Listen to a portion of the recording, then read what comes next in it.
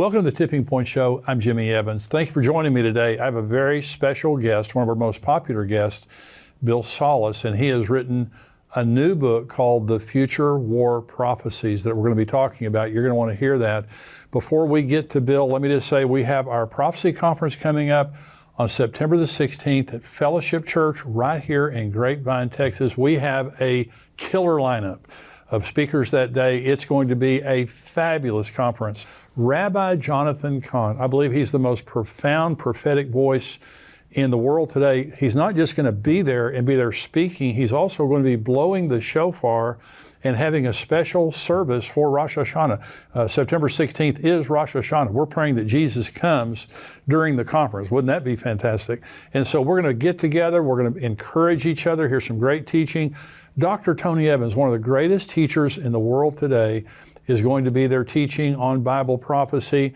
We have Pastor Ed Young, Dr. Mark Hitchcock, Billy Crone. We also have coming all the way from Russia, Rick Renner. Rick is a fantastic Bible teacher, one of the best Bible teachers in the world today. He's going to be a part of our panel. We're going to have a Q&A panel answering questions real time from the conference there. I'll be bringing a couple of special messages there. The Lord put something on my heart that I want to share at the conference. I think it's going to really bless you.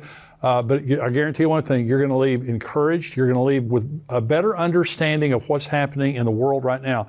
September 16th. And by the way, if you're a paid subscriber to endtimes.com, you get a 50% discount.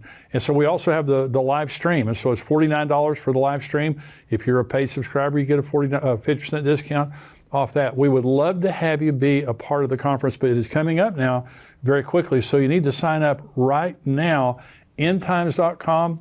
We want to have you be a part of the conference. Well, I'm excited today to have joining me on the show a very popular guest, Bill Salus, is best-selling author and end times expert. Bill is the founder of Prophecy Depot Ministries. He's here with me today to talk about his new book and DVD titled The Future War Prophecies. Bill, thank you for joining me today. Hey, Jimmy, thanks for having me on your program. It's always great to have you here. You write some fantastic books. Now, this is your new book, The Future War Prophecies. It says Arab-Israeli War, Gog-Magog War, War in Heaven, Armageddon. Now, these are things, people, and I'm always fascinated. Now, you're a scholar, and when you're not on the show, we refer to you a lot. Anytime we have any doubt about something, we always say, well, Bill says this. So related to the wars, I hear so many different opinions on when this war is, things like that. And I know a lot of people have questions about it. So how many future wars are coming? Well, I've got roughly about 14 inside of the book that I address. We've got the first war of Iran with Elam, the Jeremiah 49 prophecy. We've talked about that on your program before, right, Jimmy. Yeah. And then there's the war between Israel and Syria. The Isaiah 17 talks about the destruction of Damascus, but actually Isaiah 17 in conjunction with Jeremiah chapter 49, 23 through 27, actually speaks about a full-set war with Syria. And so I get into that as well. And there's a proxy war I believe that we can also find in Isaiah 17, probably including Iran's proxies of Hezbollah to the north. Syria, of course, is a proxy.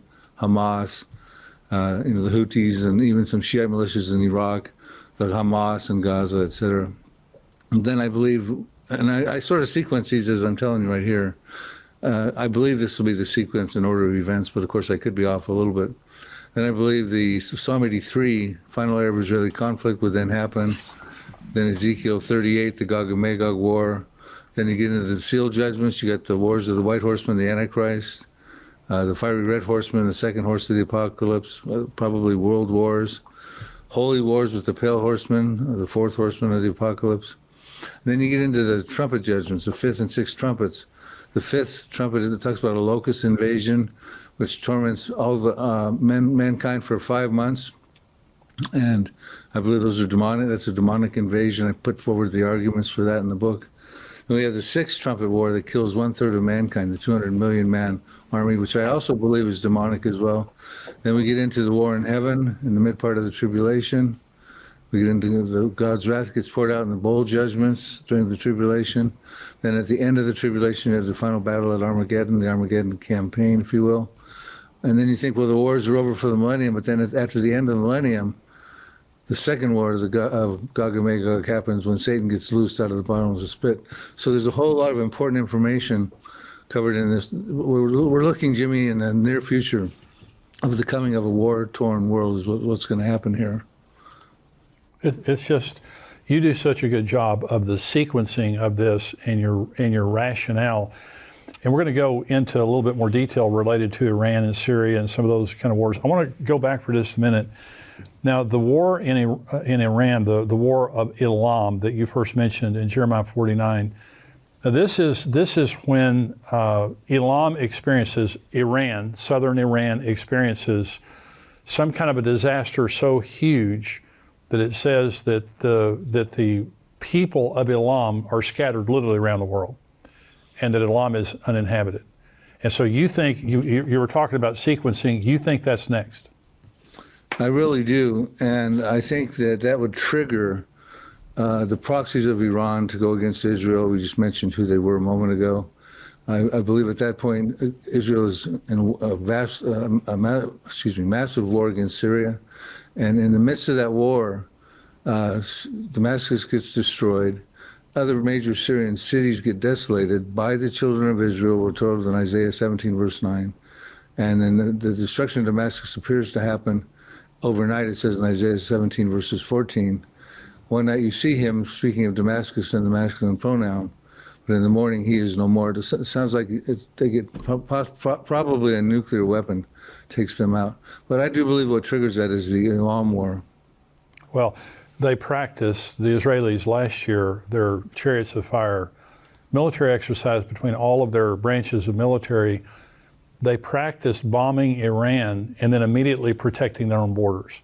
So they know exactly what's coming. And I agree with you, Bill. I think that the Elam War will be the beginning of all of these conflicts. Now, so you believe that as soon as Elam is destroyed, that the Israelis will go after Syria is the next thing? Yeah, it's difficult to know which comes first. Is it the destruction of Damascus and the strong war between Israel and Syria? Or is it Elam, the prophecy in Jeremiah chapter 49, verses 34 through 39? Is it that war that triggers the Syrian war with Israel? But I do believe after both those wars, the Arab world will be in an uproar because they'll see Damascus get destroyed by the Israeli Defense Forces. And that's a major Arab city. It's the oldest continuously inhabited city. Goes back about 4,000 years to the time of Abraham. And I believe the Arab states will be in an uproar because a couple things happen. Not only is Israel going to take out a major Arab city, but also we're told in Isaiah 17:4 through 6 that Israel takes a severe shaking, a hit. And I believe what happens is that's why Israel has to take out Damascus, because they're in a prison rules war. Yeah. And we're told in those verses, and I get into them in depth inside of the book, that Israel takes this severe hit. And so now Israel's wounded, if you will, and they've taken out and desolated a lot of cities. They've destroyed Damascus, and the Arab world is thinking to themselves, well, what about Beirut in Lebanon? What about Amman, the capital of Jordan? What about Cairo, the capital of Egypt? What about Mecca down in Saudi Arabia? And Israel's hurt right now. Why don't we come against them? And I believe that would be the actual fulfillment, the final fulfillment of the Psalm 83 war. So the Psalm 83 war is, and we've talked about this before, but I want to talk about it again. Now, a lot of people believe that the War of Independence, that the Israelis fought 1948 through 1951, that was the fulfillment of Psalm 83. And one of the last times you were on the show, you talked about this. Why don't you agree with that? Why do you believe that this is still unfulfilled? Well, I'm going to answer that question, but let me tell your viewers as well that inside of this book, more so than any of my other books, I explain why Psalm 83:1 was not historically fulfilled. I provide historical sources of that information, why it's more than just a prayer, but it's also a future war prophecy. But I also get into many historical sources about why the Elam prophecy in Jeremiah chapter 49 has not found fulfillment, or the destruction of Damascus has not found historical fulfillment. So I have a lot of information as to why I believe all of those are future wars. One of the problems with thinking that it was fulfilled in 1948, which, I mean, all those nations in Psalm 83, they form an inner circle of countries around Israel, they all did come to war in 1948 with Israel, plus a couple more got involved as well. But the thing with Psalm 83 maybe that would have been, you would have thought that might have fulfilled the first 8 verses where it talks about the motive. They want to come together as a confederacy. They want to cut the nation of Israel off. But verses 6 through 8 tell us who they are and their ancient names. And inside the book, I put their modern day equivalents on who they are today. But we go on, and the rest of the book, there's 18 chapters. The next 10 chapters talk about the Asaph is petitioning God. Asaph wrote the psalm. Destroy them so that they will be confounded and perish, like the chaff before the wheat, etc. And he uses examples of how God stepped in the book of Judges with Gideon to help him win over the Midianites, and with Deborah, the prophetess of Israel at that time, to win over the Canaanites. And when those wars happened, and I get into those accounts inside the book, the Midianites nor the Canaanites ever oppressed the Jews again, and that's not the case right now. We're looking at a situation where when Psalm 83 happens, the Israeli Defense Forces will decisively defeat their enemies around them, and they will never oppress Israel again. Hey, thanks for joining me today. We're going now into the subscriber-only portion. I want you to become a subscriber for $7 a month, and you can get the entire Tipping Point show plus everything else we do here at endtimes.com. Go there, endtimes.com, become a subscriber. God bless you.